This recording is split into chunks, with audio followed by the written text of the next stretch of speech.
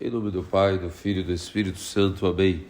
Queridos amados cristãos ortodoxos, irmãos e irmãs em Cristo, hoje escutamos do Santo Evangelho de São Mateus um dos momentos mais comoventes, mais emocionantes do Evangelho, onde nosso Senhor e Deus Salvador Jesus Cristo, após despedir as multidões, após a multiplicação dos pães, se dirigiu novamente para sua sede de pregação, onde ele se estabeleceu em Cafarnaum, e na frente despediu primeiro os seus discípulos, para que eles pudessem ir para Leimar primeiramente, e ele se dirigiu primeiro antes de encontrá-los, primeiramente para se retirar ao monte para orar. E no meio da noite, enquanto os discípulos estavam no bote, no mar da Galileia, rumo a Cafarnaum, esta noite deu-se como uma noite de tempestade.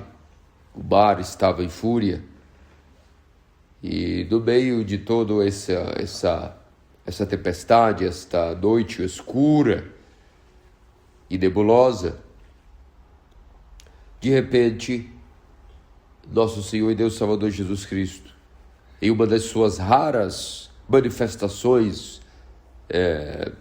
de seu poder, de sua glória, de sua autoridade suprema, até mesmo sobre todos os poderes da natureza, em uma dessas raras manifestações de seu poder, providencialmente, para que, após a realização do milagre, da multiplicação dos pães, os apóstolos começassem a pouco retirarem de suas mentes toda e qualquer dúvida sobre a sua identidade, sobre se ele era ou não o Messias, o Deus encarnado.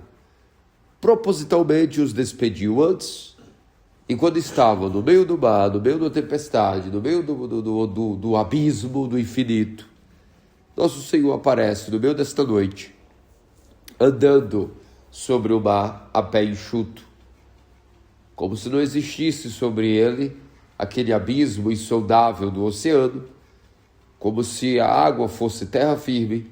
Nosso Senhor caminha sobre as águas em direção aos apóstolos. E o santo apóstolo Pedro, como não uma só vez, mas várias, aqui manifesta o seu zelo por nosso Senhor Jesus Cristo, sua fé no Salvador, e ainda olhando de relance, de noite, aquela silhueta humana, mas com muita fé, proclama as seguintes palavras: Senhor, se és tu, manda-me ir ter contigo. Ou seja, se és tu, Jesus, faça com que eu possa ir até ti. E nosso Senhor, nesse momento, responde a ele as seguintes palavras: bem, seja assim conforme a tua fé. Ou seja, se você crê que isso é possível, venha. E de fato, nesse momento, Pedro, completamente imbuído da confiança do Salvador, muito característico de sua pessoa, de sua fé. A pessoa de Pedro foi chamada de Keifas, Simão, filho de Jonas, tu és Pedro, e sobre esta pedra estabelecerei a minha igreja. Não em relação à pessoa de Pedro, em si, de Simão, mas a fé que ele sempre tinha no Messias, a fé insondável, inabalável que ele mantinha em nosso Senhor. E assim Pedro foi chamado e disse: bom, se crês, seja feito como tu crês. Vem, Pedro, venha conforme a tua fé. E Pedro, naquele momento, colocou o seu primeiro pé, depois o seu segundo pé, e da mesma maneira, como se não existisse nada mais entre ele e o Salvador. Simplesmente fixando todo o seu olhar para o nosso Salvador, começou a caminhar em direção a ele.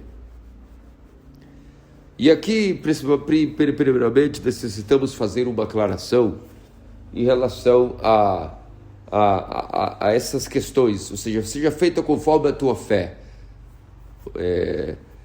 Especialmente no mundo ocidental, onde nós estamos localizados, vocês sabem que há uma propaganda muito grande a respeito desse caráter motivacional que nós vivemos, onde os coaches, esses influenciadores das redes sociais, os chamados influencers, e não de hoje, muito antes até da era digital, já havia, na era moderna, no Ocidente, essa tendência a uma inspiração do nosso poder pessoal de autoconfiança, onde tudo o que tu queres, se tens fé, podes fazê-lo. Se tu queres, se tu tens confiança, se tens fé, tu podes fazê-lo, tu conseguirás. Aquele famoso jargão, né? You can do it, ou seja, você pode fazer. Desde que você acredite, você alcançará, você pode fazer. Esse você pode, se crê, se tem fé, não tem absolutamente nada a ver com isso que nós estamos falando aqui no Evangelho a respeito da fé de Pedro, da fé dos apóstolos, da fé em Deus. A princípio, nós podemos cair no engano de que Pedro confiou que ele poderia andar nas águas, como nosso Senhor falou, seja feito como tu crês. E nós podemos imaginar no devaneio de que Pedro, no momento em que começou a caminhar, estava acreditando que ele podia fazer isso, inspirado pelas palavras de nosso Senhor, crendo que ele poderia fazê-lo. E não é assim. Nosso Senhor e Deus Salvador Jesus Cristo, quando nos dá o dom da fé, nos dá o dom da fé segundo a nossa capacidade de fazer alguma coisa. Mas ter fé que podemos fazer algo conforme a nossa fé, significa 2 pontos. Que nós, através da nossa fé, cremos que Deus pode fazer aquilo que Ele quiser, com quem Ele quiser, da maneira que Ele quiser, em qualquer circunstância. E não que nós, pela nossa fé, podemos fazer alguma coisa. Como nosso Senhor várias vezes no Evangelho repetiu essas palavras. A tua fé te salvou. Seja a tua fé te curou. Então, a tua fé te curou, a tua fé te salvou. Isso não significa que a pessoa, por crer, então se curou. Ou que pela pessoa crer, ela se salvou. Ou que, pela pessoa ter fé, simplesmente, ela pôde fazer algo, pôde realizar algo. Negativo. Nós somos imerecedores, nós somos indignos de qualquer merecimento. Nós não temos sequer mérito para nada. Todo o mérito, todas as garantias, tudo o que ocorre é segundo Deus. Tudo o que ocorre na nossa vida é porque Deus está providenciando. É uma prepotência, um orgulho, uma ignorância até muito grande, uma falta de sabedoria. Imaginar de que quando nós fazemos algo é porque nós podemos fazer, porque nós conseguimos fazer, porque estamos muito motivados, temos fé que vamos conseguir. Basta ter fé e tu conseguirás. Bom, depende se isso significar tenho fé que Deus me ajudará, Deus fará com que aconteça, se for da sua vontade. Isso é muito diferente. Tem um tempero de humildade involucrado nisso. E não de orgulho, não de vaidade, não de prepotência, não de um teor motivacional. Ao contrário, de uma total consciência de que nós nada podemos fazer sem que Deus faça por nós. Nada, desde as coisas mais pequeninas até as coisas mais grandiosas. Ter fé que isso pode ser feito em Deus significa de que Deus pode fazer. E, portanto, Pedro, quando começou a andar sobre as águas, não é de que, segundo a fé dele, ele começou a acreditar que ele podia agora andar sobre as águas. Não, de que Deus poderia fazer com que ele andasse sobre as águas, pelo poder de Deus, focado absolutamente em Cristo, apenas em estar linkado, tendo um laço, uma relação, um vínculo com Cristo, muito efetivo, muito íntimo. Ele acreditou que, uma vez totalmente focado nesta relação com Cristo, naquele momento não haveria distância, abismo, não haveria medidas de dificuldade, que ele, tendo uma relação íntima com o nosso Senhor, aquilo passou a ser um simples detalhe. A tempestade, o mar, as condições da natureza completamente contrárias à densidade humana sobre a água do corpo humano, que naturalmente afundaria no meio daquele abismo, nada disso veio a importar. A única coisa que importava a Pedro é que, diante daquilo, o seu vínculo de amor com Cristo era tão grande que a única coisa que importava é: Senhor, se és tu, manda-me ter contigo. Sua relação com Cristo era o que estava sendo teor, e não um caráter motivacional de Pedro, dizendo eu posso, como algumas táticas motivacionais, alguns coaches, você sabe que está na era moderna, muito comum, que após essas palestras, esses encontros, que se paga uma fortuna para participar, para você ter uma teor motivacional na sua vida, de que eu posso, no final se faz até encerramentos, com pessoas se aventurando descalças, correrem sobre chamas, sobre brasas, para ser um tipo de encerramento didático da mente, de dizer tudo que você viveu aqui nesse encontro, nesse seminário, agora foi, digamos assim, efetivado na sua mente, porque você pode. Então você correu descalço sobre brasas. Essas táticas psicológicas nada tem a ver com a fé dos apóstolos, com a fé de Pedro, com a fé dos santos, com a fé apostólica. Trata-se aqui de humildade, de sabedoria e reconhecer que nós nada podemos. Temos fé de que Deus tudo pode, quando Ele quer, da maneira que Ele quer, do jeito que Ele quiser. E Pedro, tendo como base e fundamento a sua relação com Cristo, o seu amor com Cristo, a sua fé em Cristo como Deus, e que Deus pode não só andar sobre as águas, porque tem poder sobre a natureza e sobre o universo, como também pode fazer com que o ser humano, se ele quiser, ande sobre as águas. E isso não é nada para Deus. É nisso que se baseia de que Cristo disse a ele: seja feito conforme a tua fé. A tua fé te curou, a tua fé te salvou.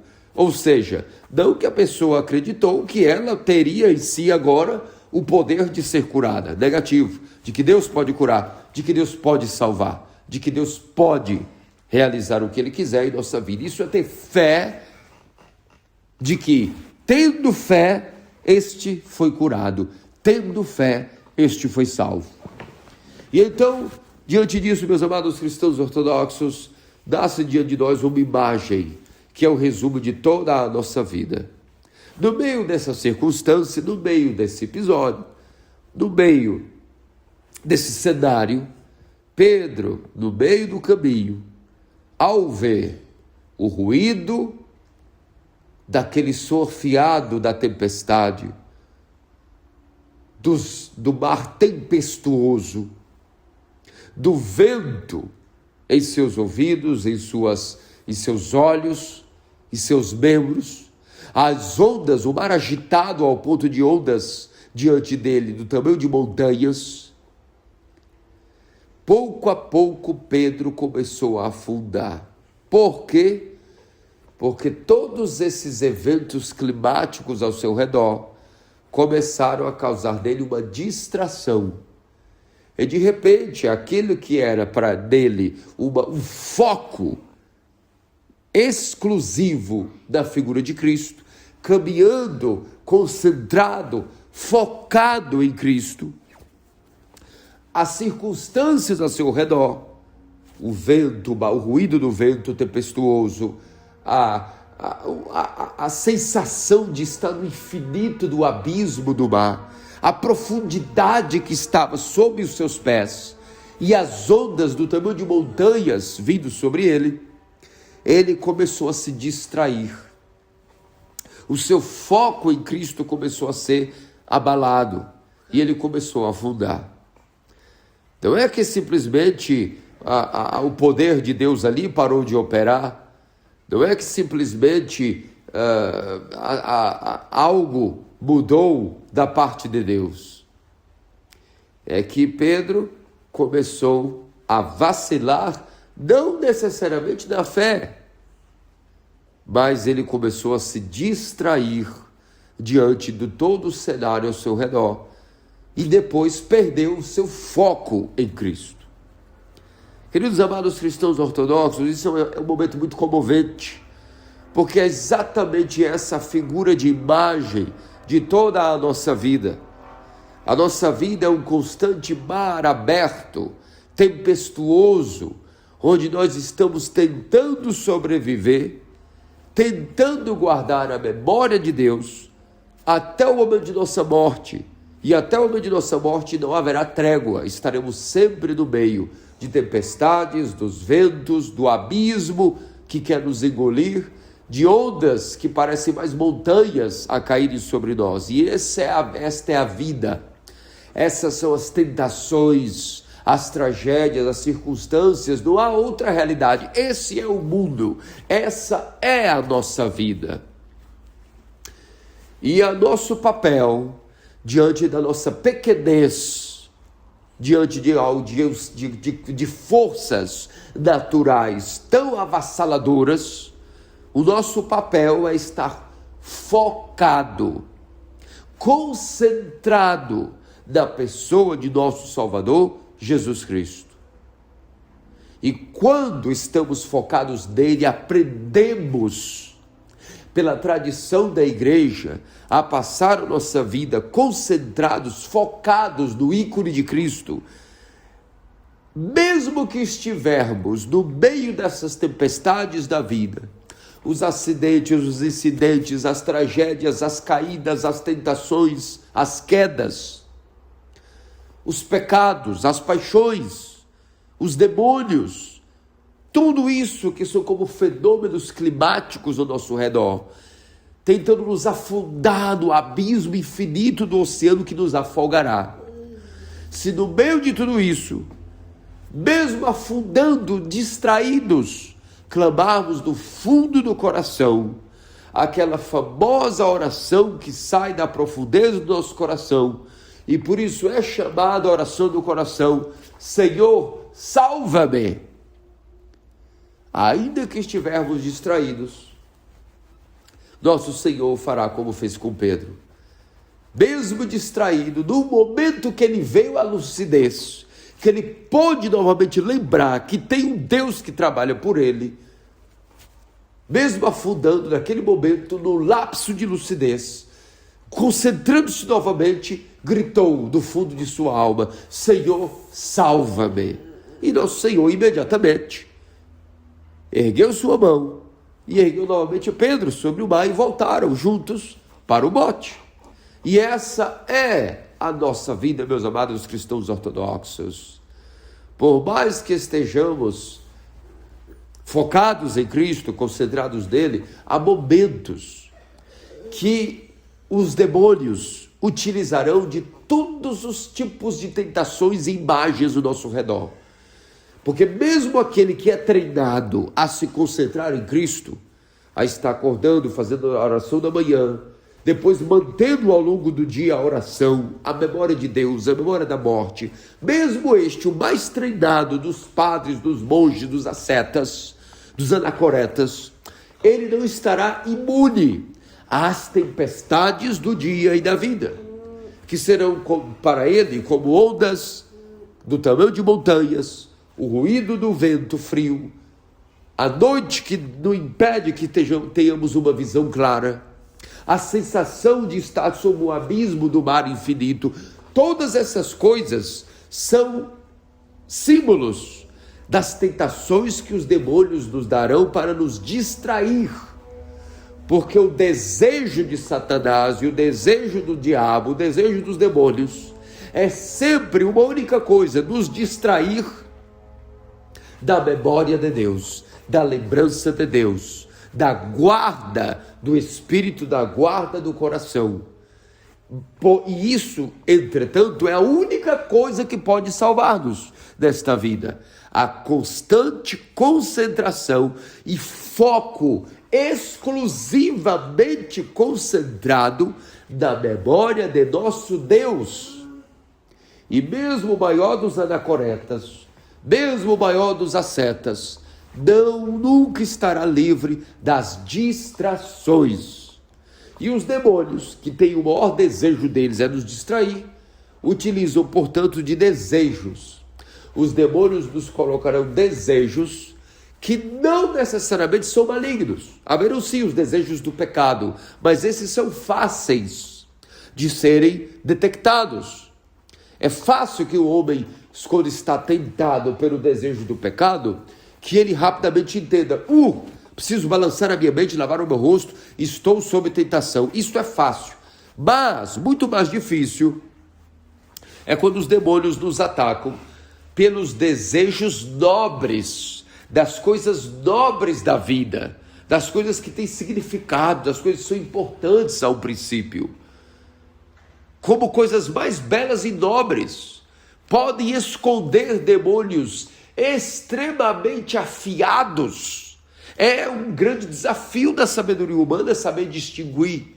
E é por isso que nós precisamos pedir discernimento e sabedoria a Deus e ao Espírito Santo. Consultar os nossos pais espirituais constantemente. Porque os desejos que nos são inspirados pelos demônios, na maioria das vezes, são escondidos por causas nobres, coisas do cotidiano, que tem como objetivo inspirar desejos que nos trarão distração do foco exclusivo da pessoa de nosso Senhor e Deus Salvador, Jesus Cristo. É por isso que constantemente, até quando estou trabalhando com meus filhos e todo o demais, sempre ensino a eles: ei, vamos lá, vamos fazer essa tarefa, porém antes de tudo, respire Deus. O que é respirar Deus? É parar e literalmente tomar um fôlego de Deus. Ou seja, manter a memória dele através de um fôlego. Um fôlego que, além de puxar o ar físico, significa puxar o ar espiritual, lembrar de Deus, invocar a Deus, de preferência a todo instante, a todo momento, trabalhando, sentado, dormindo. A memória de Deus é a única coisa que faz com que nós não afundemos no mar tempestuoso da vida, com as paixões, com os problemas, com as distrações, inclusive as distrações inevitáveis do nosso dia a dia, o trabalho, a nobreza de ganhar o pão de cada dia, realizar nossas tarefas, nossas obrigações do mundo, também são distrações, que nós precisamos ter uma sabedoria profundíssima, de mesmo não tendo como deixar essas obrigações inevitáveis e inescapáveis, necessitamos ter a inteligência de saber como, mesmo no meio destas tempestades inevitáveis, porque todo mundo tem que sair de casa para trabalhar, ninguém pode estar no Monte Tabor 24 horas do dia. Chega o momento que você tem que descer do monte, descer da sua oração e ir para o mar da vida, onde você vai navegar, não no mar aberto de dia, numa maré mansa, no mar tranquilo. Não existe isso. A vida é um constante sacudir do nosso pequeno bote, o qual estamos sempre sacudidos e violentados e afundando no mar dos demônios, que é o mundo por definição. Então, a única pessoa que pode vir nos salvar e nos levar de novo a pé enxuto sobre esse mar para o bote que é a igreja, é a pessoa de nosso Salvador Jesus Cristo. E lembremos-nos sempre disso. Não são apenas os desejos malignos e pecaminosos que nos distraem. Esses, sim, existem. E os demônios, como o maior desejo deles é nos distrair de Cristo, eles nos dão sim os desejos malignos, os desejos das paixões. Mas eles sabem que isso é o primeiro ataque. Quando a pessoa se livra desses ataques que são mais evidentes, os demônios não desistirão. Eles voltarão dia e noite com as distrações camufladas e embaladas em coisas que são causas nobres, como o trabalho, a família, o matrimônio, a maternidade, a paternidade, os gastos que temos que ter, as contas que temos a pagar. Nada disso é pecaminoso, mas tornou-se uma distração do foco que temos que ter em nosso Senhor Jesus Cristo. Eis aí o grande demônio em nossa vida, seja pela via do matrimônio, da paternidade, da maternidade, do trabalho, do ofício, do pagar as contas, da nobreza, de pagar uma conta, de estar numa profissão, de estar tolerando uma amizade, um cônjuge, um marido, uma esposa. Se tudo isso tornou-se uma distração, saiba que aí existe um demônio, um mar tempestuoso que está afundando você, que está te engolindo, uma onda que vai te engolir. Tudo isso são ruídos, barulhos, imagens. E ainda que nesse momento estejamos afundando, rapidamente, quando a nossa mente vier à tona a lembrança de Deus, ainda que estejamos afundando, com o último centímetro do nariz ainda não debaixo d'água, gritemos e lancemos as palavras mais poderosas que podem existir no Evangelho, que é exatamente isso: Senhor, salva-me. Esta oração que brota do coração, como se fosse no meio de um deserto, que de repente começa a me dar uma fonte de água. Clamemos a Deus: Senhor, salva-me.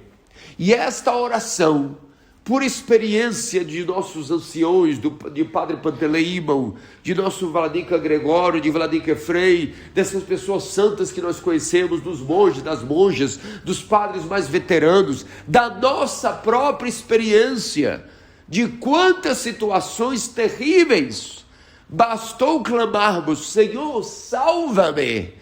E imediatamente nosso Senhor nos retirou do abismo, seja do pecado, das paixões, do lamaçal, das ofensas a Deus, ou até de perigos de morte, aflições, desventuras no trabalho, na família, doenças, enfermidades, seja o que for, basta clamar: Senhor, salva-me. E imediatamente nosso Senhor se põe diante de nós, porque na verdade não é que ele saiu de nós, da nossa visão, nós é que nos distraímos em algum momento da nossa visão focada nele, porque não é ele que se distanciou, que deu 2, 3 passos para trás diante do mar aberto, diante de Pedro. É Pedro, nosso Senhor estava no mesmo local, do mesmo momento, caminhando em direção a Pedro, mas Pedro, ao caminhar em direção a Cristo, ou seja, não Deus parou de caminhar em direção a Pedro, mas Pedro, caminhando em direção a Deus, se distraiu. E quando se distraiu, aquela fé que ele tinha inabalável nele não se desfez. Essa fé não foi embora. Ele não deixou de acreditar que Deus poderia mantê-lo sob a superfície das águas. Mas a sua distração fez com que o ruído do mundo ao seu redor obstruísse o seu foco em Cristo, em seu Salvador, e nesse momento a sua relação com ele parou momentaneamente de ser irrigada, adubada, linkada o laço que ele tinha com Cristo naquele momento parou de existir. E então ele começou a afundar. Mas assim que a sua mente voltou à luz, que novamente ele se concentrou, o laço que com Cristo foi reatado, e naturalmente ele chamou e gritou: Senhor, salva-me. E nosso Senhor, prontamente erguendo a mão, o colocou sobre as águas, como se fosse um chão firme, de fundamento de cimento batido. E assim a nossa vida, meus amados cristãos ortodoxos. Não sabemos que tipo de tentação virá hoje, daqui a pouco, à tarde, depois de sairmos da capela e voltarmos no próprio trânsito, voltando para casa, já não sabemos o que pode ocorrer. Na segunda-feira, tudo pareceu lindo no domingo, não sabemos como a gente já começa a segunda-feira, às vezes atacado por 1000 tentações. Ou talvez não finalize o domingo e já temos tentações. Ou talvez mal saímos da capela e já há uma grande tentação. Nós não sabemos de onde virá essa onda que diante de nós é do tamanho de uma montanha e assim que ela cair sobre nós vai nos afundar. Não sabemos que tipo de monstro marinho se esconde de tubarão, de baleia, seja o que for. Não sabemos o tamanho da profundidade que está sobre os nossos pés. Só sabemos que estamos dentro de um mar tempestuoso. Porém, se nós atravessarmos esse mar com o foco da pessoa de nosso Senhor e Salvador Jesus Cristo, focados em nosso Senhor, concentrados nele, certamente, pela garantia que os nossos queridos anciãs, monjas, padres, bispos e até a nossa própria pouca experiência, até a nossa pouca sabedoria acumulada pela experiência já nos diz que todas as vezes que passamos por tribulações, sempre ao estarmos concentrados em Deus, ao clamarmos Senhor salva, Panagia sosso animas, Santíssima Soberana minha, Santíssima Teotocos e sempre Virgem Maria, salvai-nos, salva-me, ajuda-me, ampara-me, não me desampares, Senhor Deus, da minha salvação. Senhor, socorre-me, acode-me, Senhor, me acuda. Sem dúvida, toda a experiência da igreja, até a nossa fraca experiência, a nossa pouca sabedoria acumulada pelas essas experiências, nos garante que sim, ao estarmos completamente concentrados em Deus, Ele imediatamente começa a nos colocar de novo, do afundar do mar tempestuoso, ainda que não nos tire do mundo, porque nós estamos no mundo, nos coloca sobre o mundo, como se fosse terra firme, ainda que o mundo é um mar que nos engole, passamos por ele como se fosse em terra firme, em segurança, na concentração total da pessoa de nosso Salvador, o qual tem essa função na nossa vida, salvar-nos.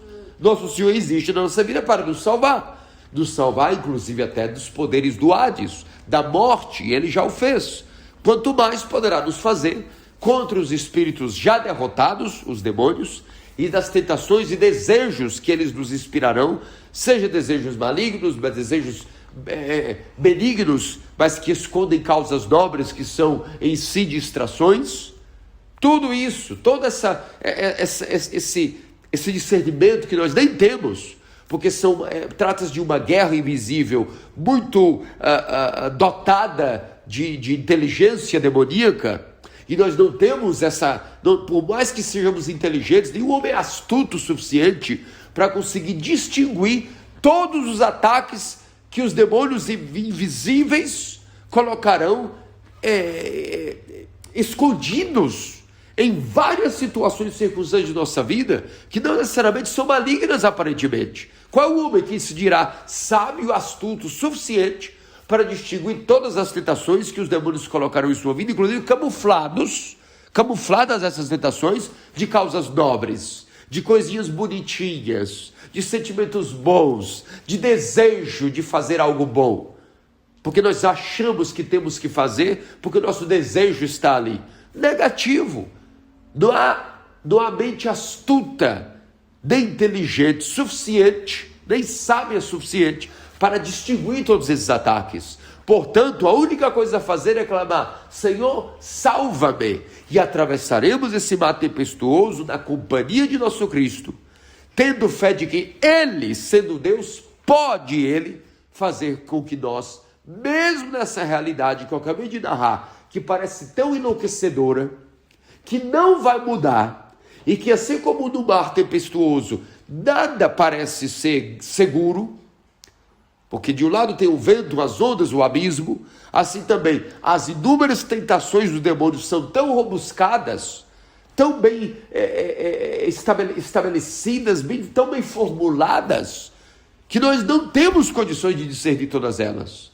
Porém, pela graça do Espírito Santo, o poder de nosso Deus nos amparará e nos fará, mesmo diante dessas situações, que são exatamente o mar tempestuoso numa noite escura, vendo um semblante de nosso Senhor, nunca perdamos o foco, imaginando que aquele semblante dele é apenas de um fantasma negativo, que a imagem do Senhor esteja nítida diante de nossos olhos, com foco em Cristo, com concentração total de que Deus é o nosso Salvador. Se passarmos com esse tipo de concentração e foco pela nossa vida, ainda que estejamos afundando, sempre nosso Senhor estenderá a mão e nos erguerá novamente do mar tempestuoso da vida. Hoje nós também comemoramos o milagre da ascensão e aos céus, vamos dizer assim, da captura pela energia incriada do fogo de Deus, de Elias, o tesbita, o santo profeta Elias, que como se fosse numa carruagem de fogo levado aos céus, foi quando foi absorvido completamente pela energia incriada, aguardando a segunda vinda de nosso Salvador Jesus Cristo, no paraíso preservado até lá, quando na manifestação do anticristo virá para morrer pela primeira vez, fisicamente, e dar testemunho, ou seja, ser um mártir, denunciando a ascensão do anticristo.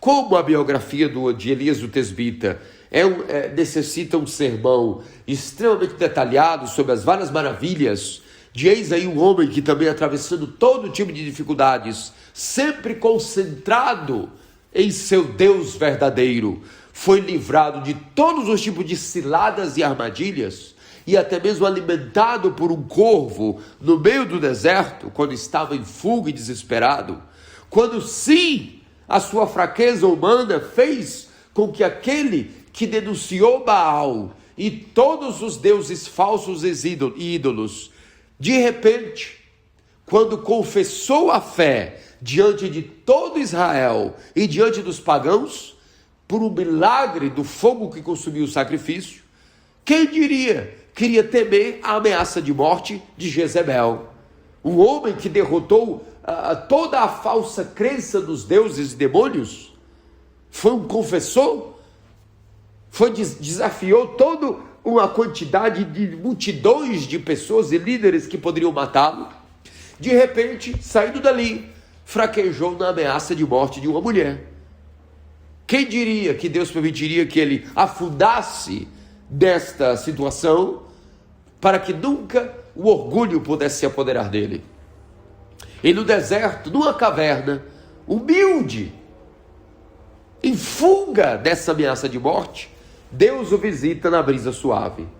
É exatamente a mesma imagem de Pedro, que foi sempre, ainda que vacilando, seja na tempestade, seja da negação de Cristo no momento da perseguição, ele soube como arrepender-se e clamar: Senhor, salva-me. E assim como Pedro, afundando no mar, teve a sua mão erguida por nosso Senhor, assim também Elias foi visitado por Deus no deserto, através de uma brisa suave, e Deus ainda o alimentava através de um corvo.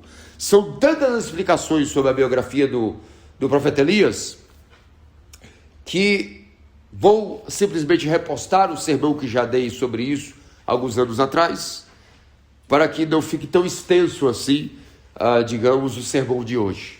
Ainda que as figuras de linguagem e de imagem para ambos os casos de Pedro no oceano e Elias no deserto, são extremamente, desse ano, coincidentemente, muito complementares. Se suplementam uma à outra. Mas para que o sermão não fique muito longo e possa desfrutar melhor dos conteúdos a respeito da biografia do seu profeta Elias, nós vamos repostar, como de costume, o link do sermão dado exclusivamente para a festa de Santo Profeta Elias. Que nosso Senhor e Deus Salvador Jesus Cristo, pelas orações de nossos santos teófilos padres, Sua Puríssima Mãe Teotocos Virgem Maria, nos dê esta maravilhosa fé, esta concentração e foco exclusivo em nosso Senhor, como a experiência desses santos mostraram na vida deles, como mostra a experiência da nossa própria vida, que esta fé em Deus, que tudo pode quando Ele quer, do jeito que Ele quer, que nunca nos abandona, basta que nós estejamos sempre irrigando, fortalecendo, adubando, estreitando o laço de relação com Deus na nossa vida, e isso se faz cotidianamente, de maneira diária, da nossa vida, diariamente, que sejamos dignos de dia a dia, minuto a minuto, cativarmos, estreitarmos esse laço com a figura de nosso Salvador, nossa relação com Ele, e então, ainda que passemos pelo mar tempestuoso da vida, se a nossa relação com Cristo for cativada em cada segundo, em cada minuto, estaremos passando seguros por esse mar tempestuoso e Ele nos levará novamente ao bote, que é a igreja. E a igreja é a única nave segura que nos faz passar por esse mar tempestuoso em direção ao porto seguro, que é o momento de nossa morte, onde, se Deus assim o permitir, estaremos indo não para o Hades, mas para o paraíso, lugar de descanso do seio de Abraão, desse porto seguro, aguardando a segunda vinda de nosso Salvador. Que disso sejamos dignos. Amém.